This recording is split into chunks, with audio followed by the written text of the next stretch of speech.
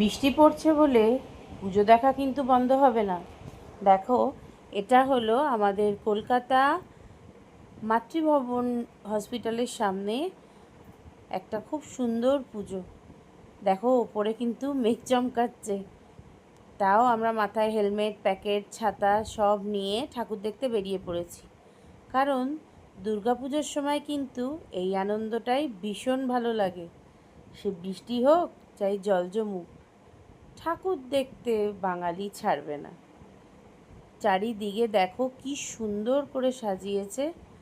এই দেখো নানা রকমের ফটো, কৃষ্ণ ঠাকুর বা নানা ধরনের, এই দেখো ভারত মাতা, সব ফটোগুলো লাগানো। নানা ধরনের ঋষি মুনি ফটো সব প্লাস্টিক দিয়ে ঢেকে রেখেছে, কারণ যদি জোরে জল পড়ে তখন তো এদের কষ্টটা নষ্ট হয়ে যাবে।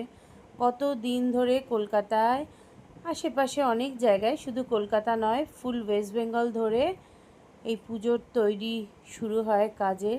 এই দেখো তুলসী মঞ্চটা কিন্তু আসল বন্ধুরা। আর বৃষ্টির জল পেয়ে তুলসী গাছ কিন্তু তরতাজা হয়ে উঠেছে। চলো ভেতরটা ঢুকি। ভেতরটা মোটামুটি ভিড় ছিল, কিন্তু এত সুন্দর ছিল ভেতরটা।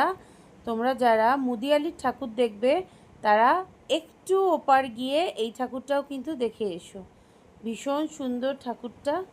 ওই দেখো, দাঁড়াও তোমাদের দেখাচ্ছি। এই যে হচ্ছে মা, ভীষণ সুন্দর মুখ।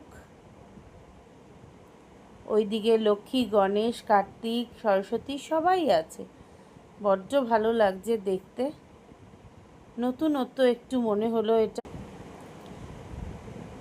তোমাদের কেমন লাগলো বলতে কিন্তু ভুলো না।